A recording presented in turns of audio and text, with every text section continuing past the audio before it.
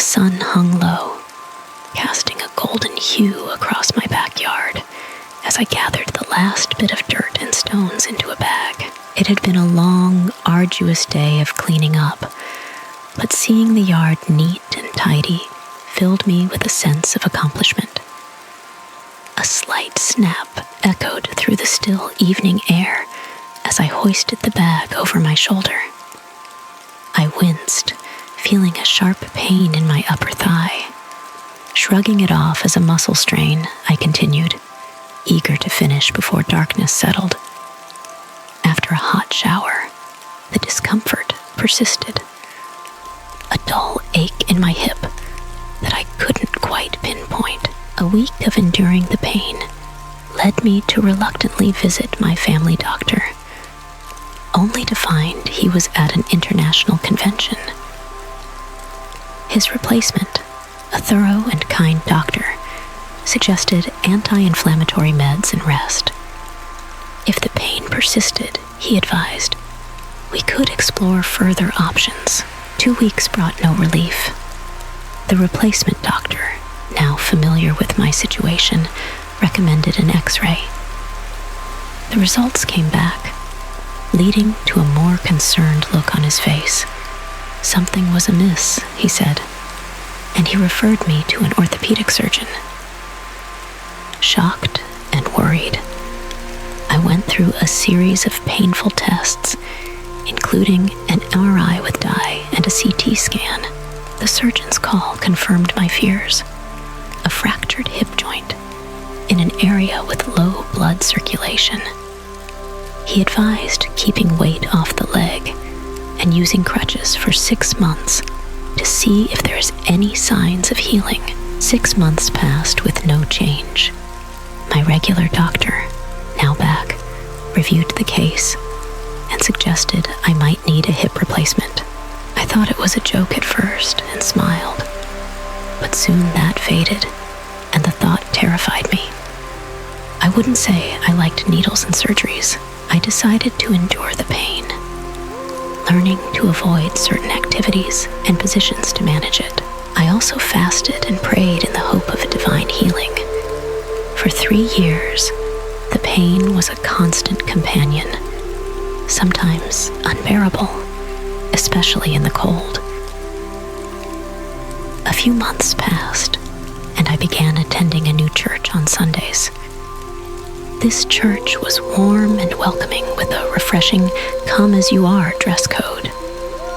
The pastors, introducing themselves by their first names without titles, delivered messages that resonated deeply with me. The atmosphere was friendly and inviting, and the people made me feel genuinely welcome.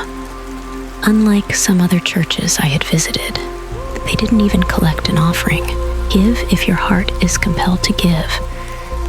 You can do so privately in boxes or by fasting and praying in togetherness with the church once a month. This approach felt different from the common trend. They were focusing on giving rather than receiving. It felt genuine, a place of true faith. One Sunday at church, deep in thought and pain, during the praise and worship, I considered the surgery again in hopes of facing my fears to end the pain. As the song ended, the pastor, feeling an urge, spoke about the importance of doctors, the role they serve, and how they help in our lives. Sensing that some among us had sought medical help to no avail, he invited those in need of a special prayer for healing from God to come forward. Despite my usual reluctance and stage fear, I felt compelled to go. It didn't matter who saw me. I needed this. At the front, surrounded by a few others, I received a personal prayer for healing with an open heart. I thanked God for his blessing. Returning to my seat, I felt a slight, unexplainable difference. A sense of awakening that washed over my entire body. If I had to describe it, it was like closing your eyes really tightly for a while, and then opening them to a flood of warm light, bringing color to the darkness that once was. From that very day until now, the pain that was constant subsided from a daily 9 out of 10 to nearly none at all. That day, I felt the presence and warmth of God's power flowing through them into me, healing in me what once was broken.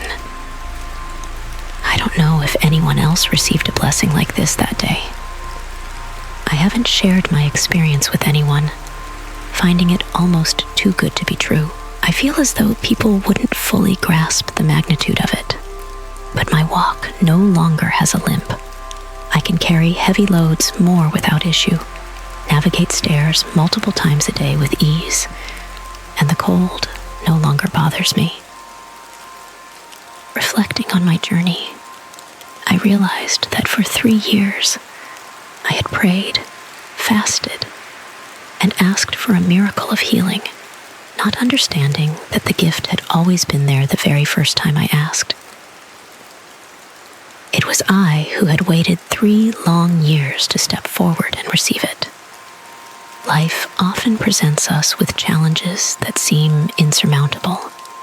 We seek answers, looking for signs, not realizing that sometimes the solution is within our reach. It takes a leap of faith, pure childlike belief, and a moment of surrender to truly find the healing we need. My journey taught me that enduring pain doesn't make us stronger. Seeking help and embracing faith does.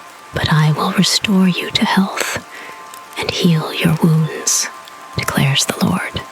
Jeremiah 30, verse 7.